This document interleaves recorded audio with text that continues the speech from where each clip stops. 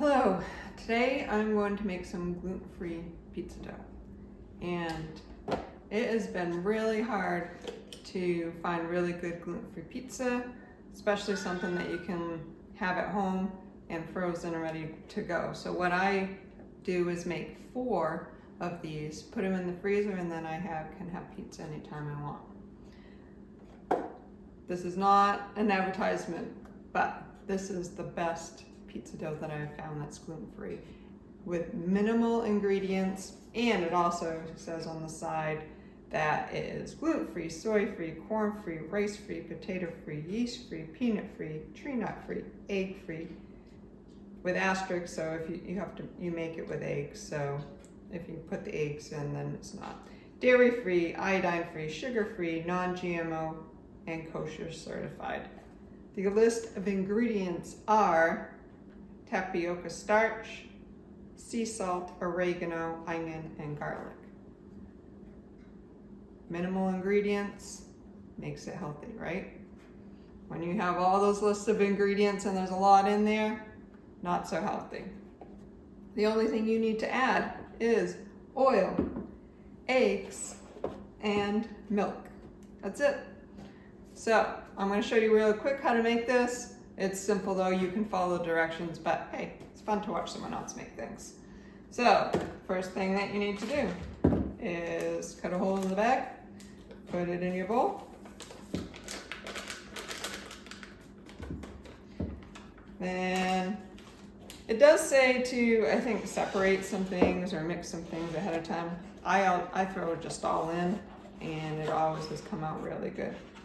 You want to start off preheating the oven to 450 degrees before you start mixing. It's the closest thing I have found for gluten-free that is also doesn't have all the other ingredients. What I've found to be like still a soft crust, because a lot of times you find those shells and those are not very good. At least I don't like them. Some people like the shells. So I'm going to put my eggs in, my milk in, and my oil in. Just crack it, put it in, crack the second egg, put it in. I also use Pete and Gary's pasture raised. Tends to be a little better for you. You can tell that it's good because the egg yolk is like a dark orange. So the darker orange compared to the lighter, more of a yellow, not as healthy. So 2 eggs and 2 tablespoons of oil. I just kind of eyeball it. It always just comes out fine. You don't have to be very precise for this. And then it says 4 tablespoons of milk. I tend to usually put 3, and you can use any kind of milk alternative that you want. In this case, I'm using a almond and coconut blend. Calls for 4, I put in 3. At the end, after you've mixed it, if you feel like you need a little more liquid, then you can add it. And then just mix it up.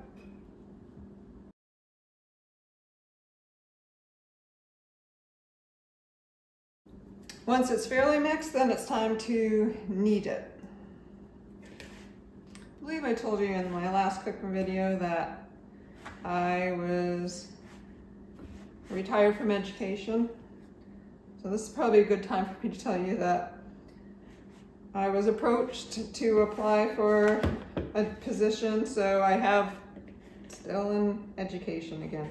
So last year I was a 2nd grade teacher and had been instructional coach and technology coach in the past.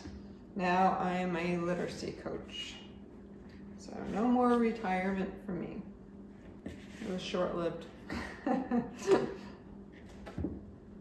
If it is too dry, add a little more milk.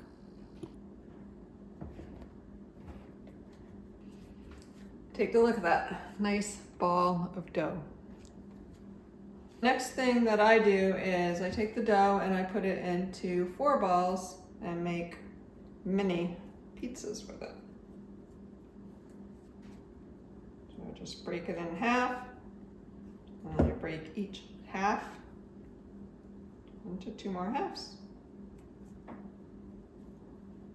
Check to see that they're roughly the same size.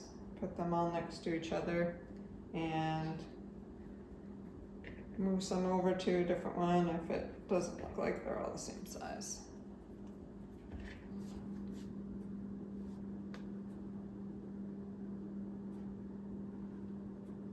The next thing I do is take the balls and form them into little mini pizzas. Just kind of press around, get it started. And then I start pressing around, and to keep a crust area, so I just keep pressing, but try to keep the edges a little thicker so that way you have a nice little crust.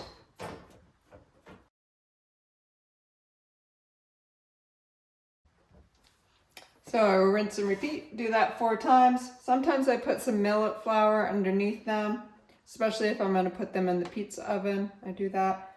Also, sometimes I just pre-cook it in the oven and then put it in the pizza oven when it's already freshly, right? And then put it in the pizza oven after it's come out of the freezer, and it still gives it that brick flavor, but you already have this piece already done for you. And like I said, this makes 4. Sometimes I'll do 2 boxes together at the same time, so then I have 8 all ready to go. And here we have 4 all ready to go in the oven once it heats up to 450. We put these in the oven for 10 minutes and then they can go right in the freezer.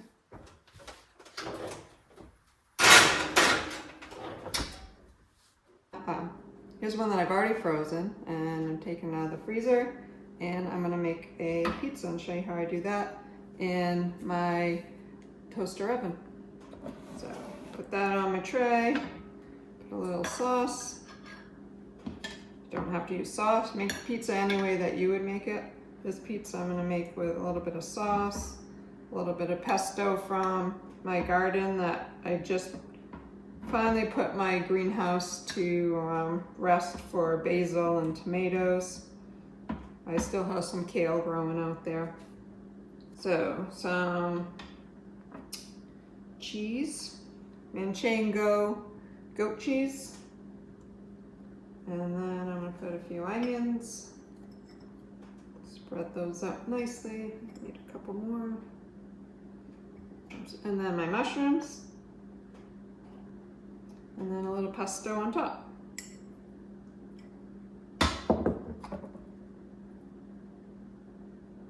Here's what my pizza looks like. Just put it in my toaster oven / air fryer. And just cook it until the cheese melts. That's all I do. So it makes it really easy when you have 4 of those all ready to go and you need a quick meal. Timer says it's ready.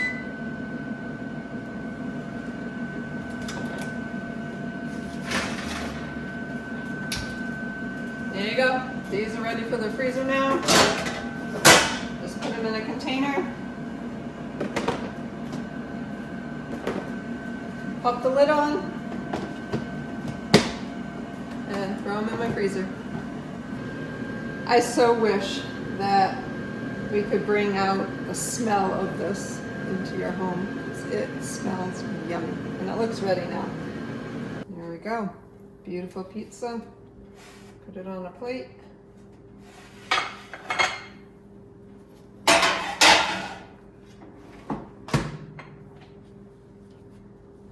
There you have it. Lunch on the snowy day. If you find my videos useful or entertaining, please click like and subscribe. Thank you.